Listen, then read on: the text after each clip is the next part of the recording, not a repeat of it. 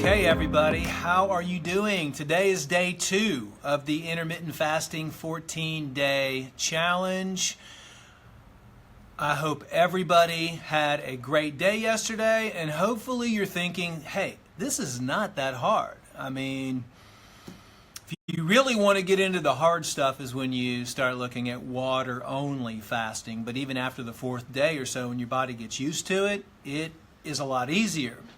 But we're transitioning into that, and I'm super proud of everybody out there that has taken on this challenge. Just the fact that there's still a lot of meat eaters out there that hopefully more recent. If you haven't seen, by the way, the documentary film, What the Health, I highly recommend you go look at that film and maybe start implementing some more of these documentary films on a regular basis with you and your family so you can learn about the negative effects of the food industry and what we are putting in our bodies and how that's affecting us and causing disease and the root cause of disease.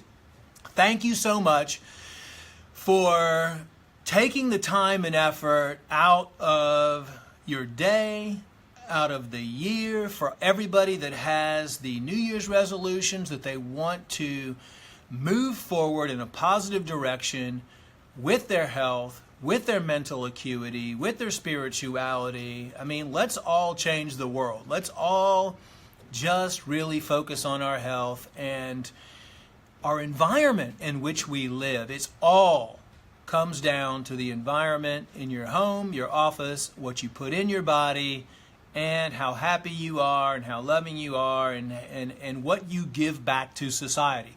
When you are getting close to dying or when you're getting old, I mean, you don't want to be asking yourself, what did I do? You know, what did I do to help people? I mean, you know, what did I do to help myself? Actually, I mean, you know, all transformation takes place from within, so you should really be focusing on, you know, helping yourself. But let's get back to the intermittent fasting 14-day challenge. There are a lot of questions people want to know, so I'm just going to dive right into the Q&A and answer these so you have a better understanding and a better idea. Is intermittent fasting safe for women? Absolutely. Intermittent fasting is not water-only fasting, okay? Intermittent fasting is safe for everybody. As a matter of fact, more and more research is being done on mice and on calorie-restricted diets. I've talked to scientists and people that have been in the fasting realm and tried to pull up as much research and as many books as I possibly can and research articles dating back to the ancient Egyptians, ancient Greeks, ancient Romans, you name it. And intermittent fasting and water-only fasting is a tremendous way to reset your body. And think about this. I'm going to give an example on this. This is what we're finding now. If you were to eat a standard American diet, let's just say you had one meal a day, which would be intermittent fasting, right? Let's just say you had lunch and then you didn't eat again 24 hours or 23 hours later, back to the next day at lunch, and then you had a lunch meal there. If that lunch meal was, let's say, a hamburger, bread, potatoes, dessert, and 2 glasses of wine, that actually can take the body up to 72 hours to break down. Everybody's different. I'm just giving you an example here. It could take somebody who's in poor health 72 hours to break that down. But here's the real shocking information. It can take up to 80 to 100% of your energy stores to break that one meal down.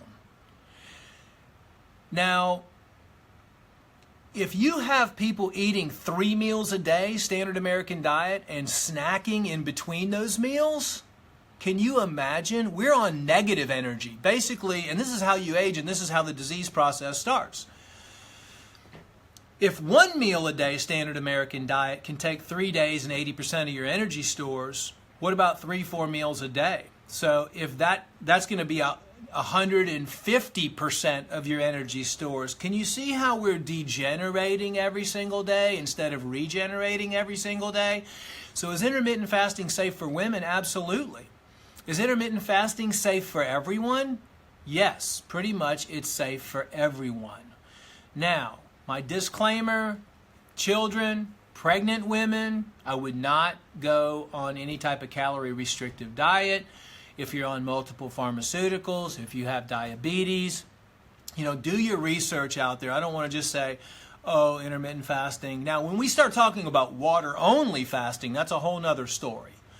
But intermittent fasting is safe for women, even helps women, believe it or not, detoxify some of those endocrine disrupting chemicals that they have in their system.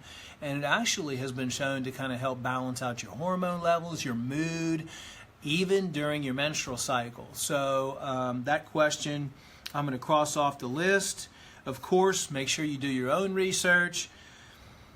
Second question, can I drink anything between eating periods? So on this fast is the 11 to 7. So from 11 a.m. to 7 p.m., you're eating raw foods, juices, fruits, vegetables, drinking juices, whatever you want. So from 7 p.m. until 11 a.m., I do not recommend drinking any coffee after 7 p.m. That is a complete no-no because the half-life of coffee can be up to 17 hours. So coffee should only be drank in the morning if you're going to drink it at all. At night, you can drink. There's different types of kombuchas you can get in the stores that aren't mixed with fruit or that don't have a lot of sugar, or you make your own kombucha, which is going to be good. You can have kombucha, herbal teas, as long as they're made with purified water, but it's best to just drink as much water as you possibly can. Purified water is going to be the best. So those are going to be the drinks. And juice. I mean, if you want to just drink fruit juice, fresh organic fruit juice, or fresh organic vegetable juice, you can have those to drink as well. And I think I'm not leaving anything out with the herbal teas, the juice. Raw almond milk. Raw almond milk or raw nut milks are also another option for you. Like I said, this is not, I didn't want to do a super hardcore fast. It's going to be difficult for everybody. I mean, this is just a start. It's baby steps. It's getting into something, so,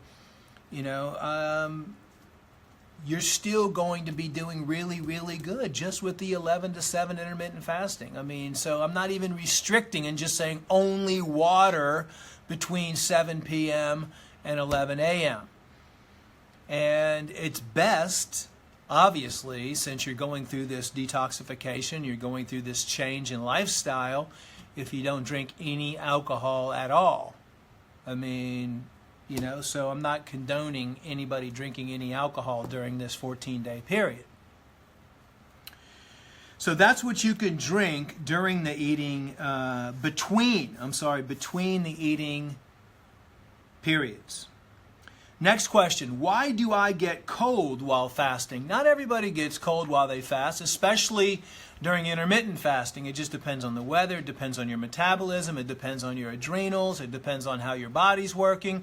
Now, when you're doing water-only fasting, yes, most people actually do get cold when they're doing that, and that is the body focusing on healing the internal organs, which is beautiful, and that's the reason why getting cold is not necessarily a bad thing.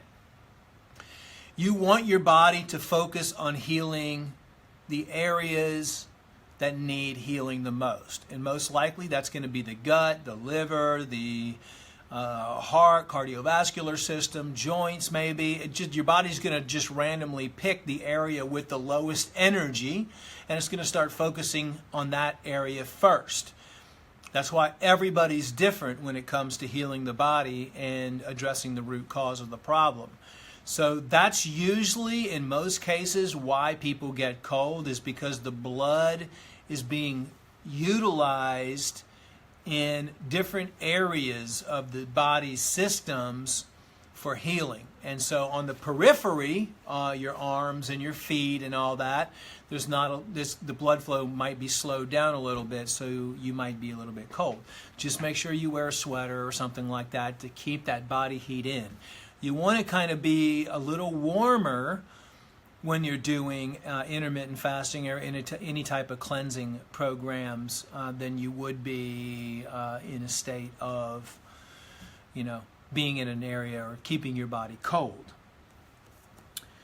Will the intermittent fasting slow down your metabolism? As a matter of fact, fasting actually has been shown to speed up your metabolism. Intermittent fasting is being used all across the world right now by bodybuilders, by professional athletes, with tremendous effects, muscle growth, fat loss. It's being incorporated with the ketogenic diet. It's being incorporated with maybe some water-only fasting. So intermittent fasting you're going to see being a trendy topic moving forward. And I've always believed that every diet pretty much needs to be custom tailored to who you are as a person, your environment that you're in, local foods that are grown during different types of seasons. But I really like intermittent fasting, and for me, what turned the light on was reading all of the research on water-only fasting, and I will be coming out with a book on intermittent water fasting and stuff like that, hopefully pretty soon. But looking into how much of our body's energy is being utilized to break down meals was shocking to me. I mean, absolutely shocking, knowing that most people out there eat 3 or 4 or 5 meals a day, and they're going in the negative every single day. They're just degenerating and degenerating and degenerating. And the good thing about intermittent fasting is you skip that morning meal. And sometimes you're not going to be eating after 6 or after 7 o'clock at night either. And that's a huge transformation for the body and a huge blessing for the body, so the body can actually rest and have some of that energy stores back so it can start the healing process and the regenerative process. The next question is, how often should I perform intermittent fasting? So I've tracked down a couple people that have been doing intermittent fasting, for years and years and years and years. So I don't think there's anything wrong with it at all. So at this point in time, I would say that intermittent fasting can be used for the rest of your life. And you don't have to do it every day. Maybe you're going to meet a friend and you want to, or let's say I've talked to some people that they just take Sundays off.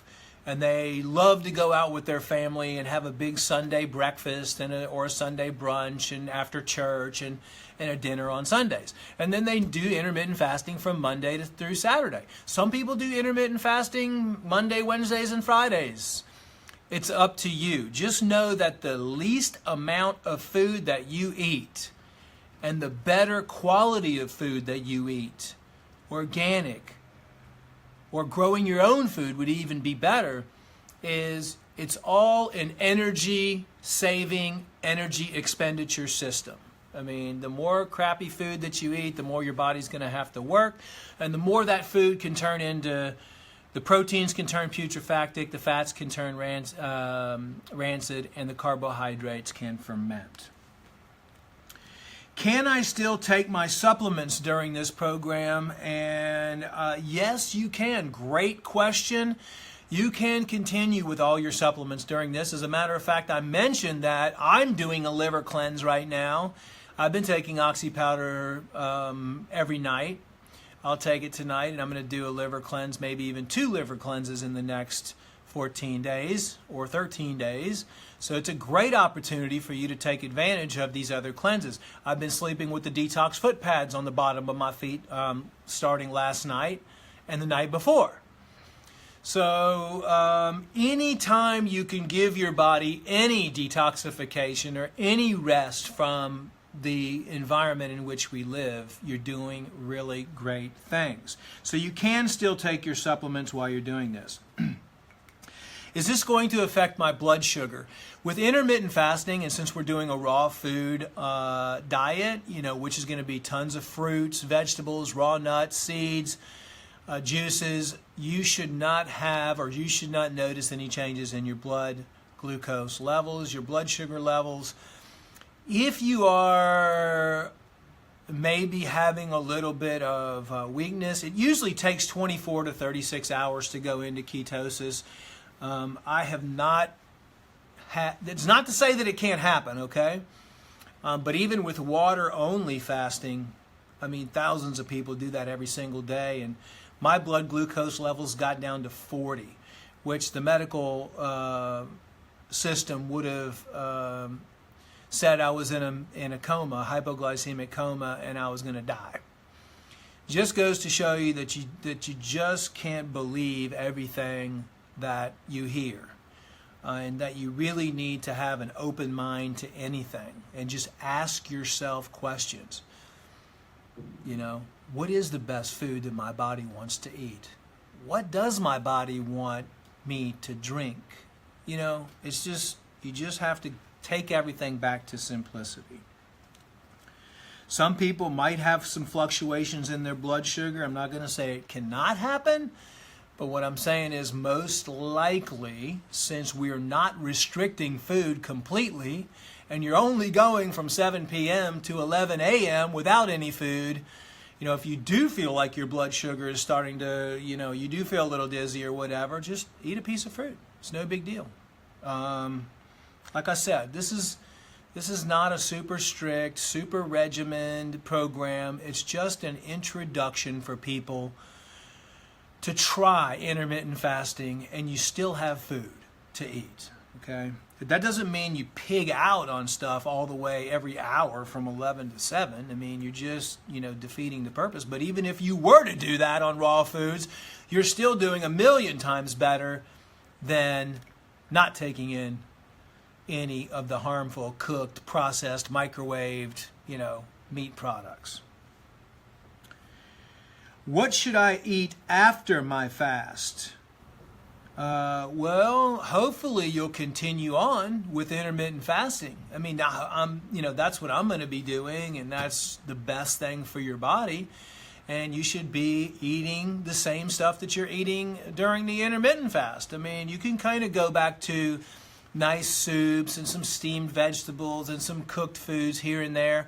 I would recommend that you, and I'll actually do another video on that closer to the end of the 14 days. So people remind me about that and what to transition into. And maybe I'll post a diet that I've kind of been following over the years as well. But you want to just, hopefully you'll get used to this and you'll incorporate a lot of these things into your diet going forward for the whole year.